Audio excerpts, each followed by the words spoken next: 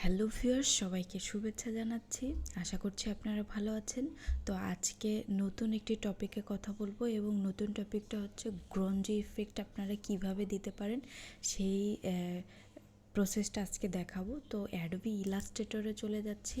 এখানে এসে আপনারা যে কোনো একটা আর্টবোর্ড নিয়ে নেবেন। তো এই আর্টবোর্ডে একটা টেক্সট প্রথমে নিতে হবে। তো গ্রঞ্জি ইফেক্টটা কীরকম হয় আমি যদি আপনাদেরকে দেখাই যে কিছু লেখার ভিতরে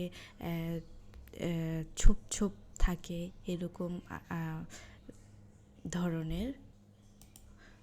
তো আমি যদি আপনাদেরকে দেখাই যে এই ধরনের টেক্সচারগুলো থাকে টি শার্ট ডিজাইনের ক্ষেত্রে বেশিরভাগ ব্যবহার করা হয় এবং এটা কিন্তু অনেক ডিমান্ডফুল একটা নিশ।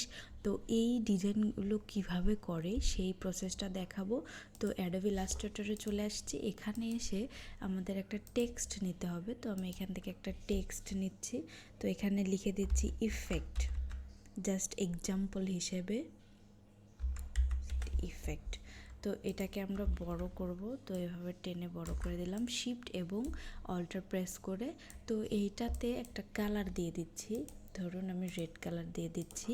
দেওয়ার পরে এখানে আমাকে এটাকে ক্রিয়েট আউটলাইন করতে হবে, অর্থাৎ এটা কিন্তু টেক্সট হিসাবে আছে। তো এটাকে এক্সপ্যান্ড করতে হবে। তো এটা রাইট বাটন ক্লিক করে ক্রিয়েট আউটলাইন, অথবা আপনি শর্টকাট হিসাবে শিফট কন্ট্রোল ও যদি প্রেস করেন তাহলে কিন্তু ক্রিয়েট আউটলাইন হয়ে যাবে।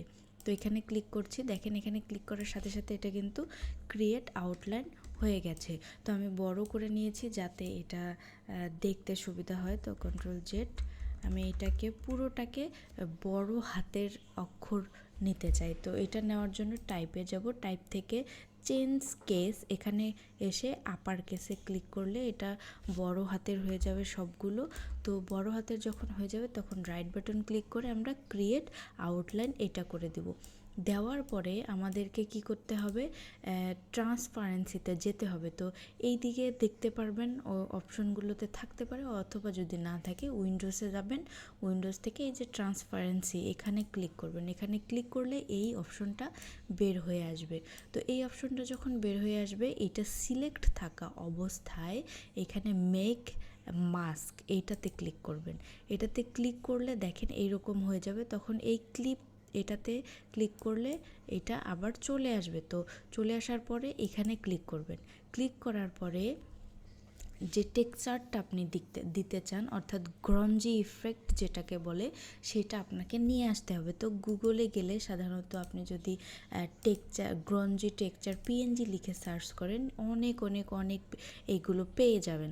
তো এইগুলো থেকে আপনারা ডাউনলোড করে নেবেন। তো আমি অলরেডি একটা ডাউনলোড করেছি, আমি সেটা থেকে দেখাই আপনাদেরকে। দেখেন এই যে এখানে আমি এটা ডাউনলোড করে রেখেছি, এই যে এটা। তো এটাকে নিয়ে আসবো, নিয়ে এসে এখানে এসে এটার উপরে ছেড়ে দিব।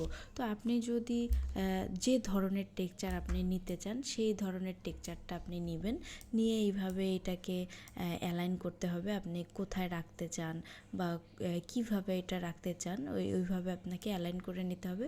তো আমি এইভাবে রাখলাম। রাখার পরে এটাকে যদি আমরা এইখানে ক্লিক করি ইনভার্ট মার্কস, তাহলে এটা ইনভার্ট হয়ে যাবে। তো এইটাতে রাখার পরে আমি এটাতে যদি ক্লিক করি দেখেন আমার এটা কিন্তু গ্রঞ্জি ইফেক্টটা অ্যাপ্লাই হয়ে গেছে। তো এটা এই জায়গায় জায়গায় সাদা সাদা হয়ে গেছে। তো এটা যদি বাইরে নিয়ে এসে এই যে দেখতে পারেন যে এটা কিন্তু ইফেক্টটা অ্যাপ্লাই হয়ে গেছে। তো আমি যে উদাহরণটা আপনাদেরকে দেখিয়েছিলাম এই যে দেখেন এইরকমটা হয়ে গেছে। তো টি শার্ট ডিজাইন যদি করতে চান তাহলে এই ইফেক্টগুলো দিয়ে করতে পারেন। তো এইভাবে এই ইফেক্টগুলো অ্যাপ্লাই করতে হয়। তো আপনারা যারা গ্রঞ্জি ইফেক্ট নিয়ে কাজ করতে চান করতে পারেন। তো আগামী ভিডিওতে আমি আপনাদেরকে দেখাবো যে টি শার্ট ডিজাইনে কীভাবে আপনারা এই গ্রঞ্জি ইফেক্ট অ্যাপ্লাই করবেন এবং ডিজাইনটাকে কীভাবে আপনারা প্রেজেন্ট করবেন এবং ডিজাইনটাকে কীভাবে আপনারা গ্রঞ্জি ইফেক্ট অ্যাপ্লাই করে টি শার্টে প্রেজেন্ট করে মার্কেট প্লেসে আপলোড করতে পারবেন সেই প্রসেসটা দেখাবো। তো ভিউয়ার সাথেই থাকুন আমাদের চ্যানেলটির, এবং আপনি যদি আমাদের এই চ্যানেলটিতে নতুন হয়ে থাকেন তাহলে এই চ্যানেলটিকে সাবস্ক্রাইব করে রাখবেন, এবং এই ভিডিওটি যদি ভালো লেগে থাকে অবশ্যই লাইক করবেন, কমেন্ট করবেন এবং ভিডিওটি শেয়ার করে দেবেন। ভালো থাকবেন, সুস্থ থাকবেন, দেখা হচ্ছে নতুন কোনো ভিডিওতে।